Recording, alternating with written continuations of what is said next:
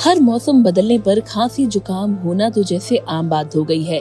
घर में अगर एक बार किसी को ये हो जाए तो समझ लीजिए कि बाकी लोग भी इससे नहीं बच पाते।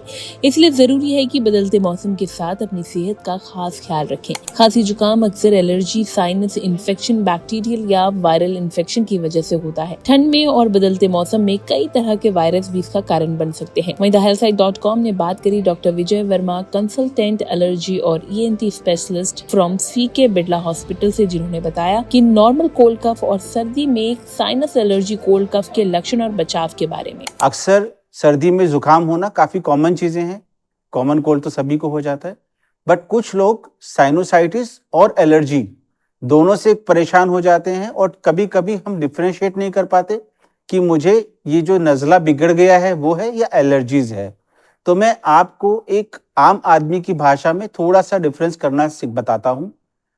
जो हमारा नज़ला बिगड़ना होता है या साइनोसाइटिस जो होता है, उसके अंदर हमें जो सिम्टम्स आते हैं उसमें होता है मेनली नाक का बंद होना, नाक से गाढ़ा या पीला रेशा आना, हमारे यहाँ चेहरों पर दर्द होना या फिर बुखार साथ साथ हो जाना, नाक से जो बलगम होता है वो गले में गिरते रहना, जो कि पीले रंग का, हरे रंग का, बहुत थिक होता है, उस तरह से होता है, जो कि कुछ दिनों की हिस्ट्री होती है। वहीं जो हमारे एलर्जी वाले मरीज होते हैं उनकी जो मेन दिक्कतें होती है वो होती है छींक आना, छींक के साथ नाक का पानी आना, उसके बाद नाक का बंद हो जाना।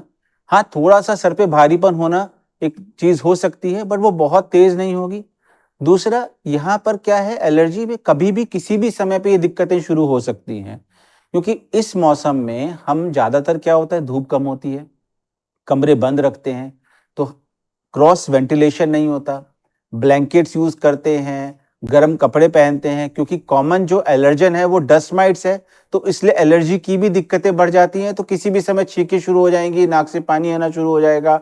कुछ लोगों में एलर्जी के साथ साथ हल्का फुल्का बुखार जैसा या जिसको कहते हैं हरारत जैसा भी फील होता है। तो इस तरह से हम दोनों को डिफरेंस करना समझते हैं। कुछ लोगों में जिनमें लंबे समय से एलर्जीज चल रही होती है उनको भी साइनोसाइटिस हो जाता है। उस केस के अंदर आपको, जैसे मैंने बताया, साइनसिक सिम्टम्स होते हैं, एलर्जी के बाद में उस तरह के सिम्टम देखने को मिल सकते हैं, यानी कि बुखार तेज हो जाना, नाक से बलगम आ जाना, सरदर्द हो जाना, बुखार हो जाना, ये सब चीजें। ये जानना क्यों जरूरी है? क्योंकि दोनों की जो ट्रीटमेंट है उन दोनों में फर्क होता है।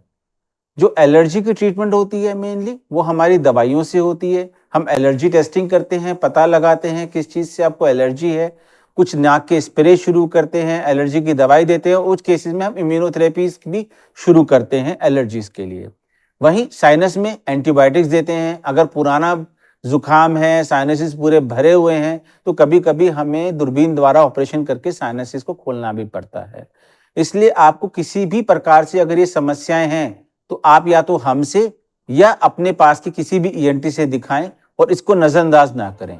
कमेंट करके बताएं आपको वीडियो कैसी लगी और हेल्थ से जुड़ी इस तरह की और भी वीडियोस के लिए लाइक एंड सब्सक्राइब करें thehealthsite.com।